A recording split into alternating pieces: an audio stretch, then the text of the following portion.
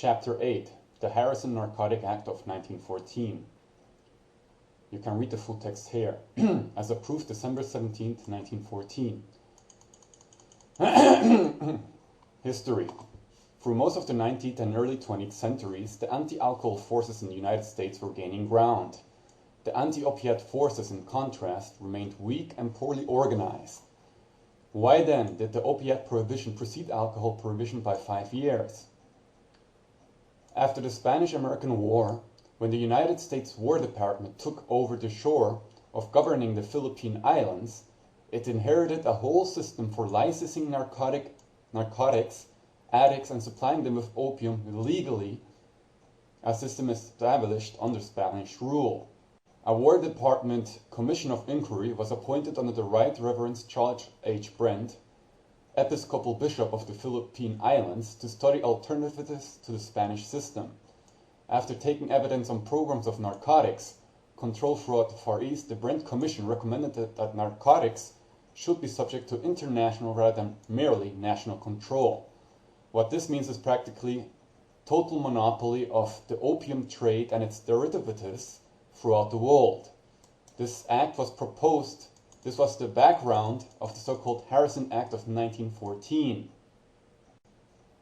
So, an international control system for the narcotics or, drugs globally.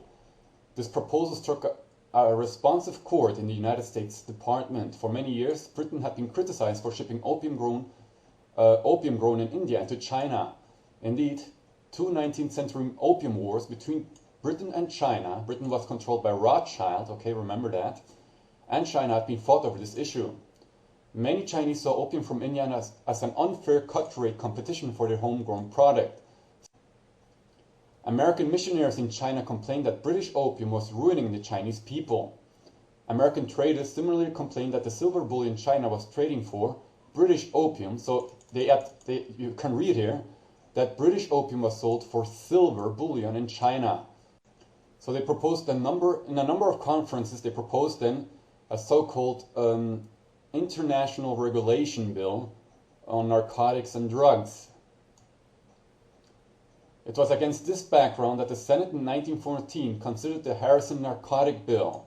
The chief proponent of the measure was Secretary of State William Jennings Bryan, a man of deep prohibitionist and missionary convictions and sympathies. He urged that the law be promptly passed to fulfill United States obligations under the new international treaty. The supporters of the Harrison Bill said little in the congressional debates, which lasted several days, about the evils of narcotics addictions in the United States. They talked more about the need to implement the Hague Convention of 1912. Even the Senator of Mann Act fame, spokesman for the bill in the Senate, talked about international obligations rather than the domestic morality of the problem.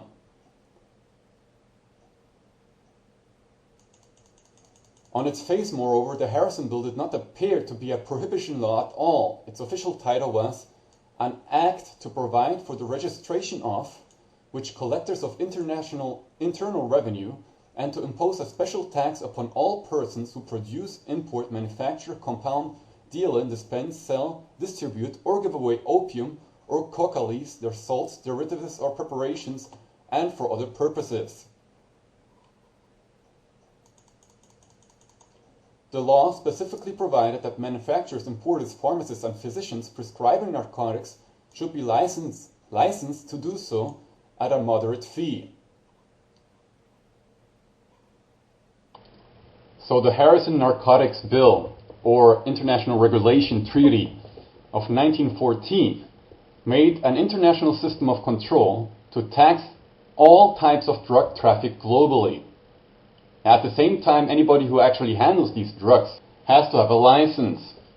This means practically that anybody in dealing with these types of drugs, opium and its derivatives, and any type of medicinal opium or whatever, has to be registered with the Central Control Institute and has to pay some kind of tax handling these drugs. Now comes the diabolical part of the treaty. This gives practically an international monopoly in the trade of drugs.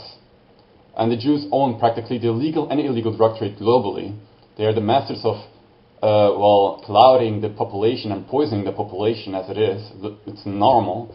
The USA, the prescribed drugs in the USA, the legal prescribed drugs in Prozac, like antidepressants and, well, happy pills and all that stuff, has exploded. The consumption has exploded. There are so many millions of Americans under official pills given out by the pharmacies that it is practically drugging the population. It is actually illegal because it is, yeah, well, they don't give a shit about you actually, so they do what they want. Just wanting to point out that the illegal drug trade is a lot bigger than the illegal drug trade. And the illegal drug trade is also in their hands. Now, I suggest to read the entire article. It's very interesting. The link is on the sidebar because it also goes into the details, you know. The media back then was used to enforce this act. And doctors that were caught prescribing drugs to addicts, well, trying to help them, and were accused then of keeping them on the drug for their own personal profit, actually, were totally destroyed back then. The doctors lost their licenses for trying practically to, well, heal so-called drug addicts, junkies. Of course, there are many junkies that just go to these doctors to get drugs, but there are junkies that really want to kick off, and they should be helped at. And now comes the diabolical part of the Harrison Act, because the media back then was used to ruin the lives of these doctors that were practically accused by the government, by the corrupt government, of helping or giving out drugs to drug addicts and keeping them under drugs. So, the doctors back then refused to treat any type of patients that were considered addicts or drug addicts, and all the junkies and all the addicts had no more place to go. They could not go to the doctor to ask for help, not even to a psychologist, because he would then prescribe the same drugs. It was practically a national program of making sure that the entire drugs that are spread among the population, illegal and legal, was in such a way keeping the population under strict control practically, making them hopeless and do everything for the next shot of heroin, as an example, you know.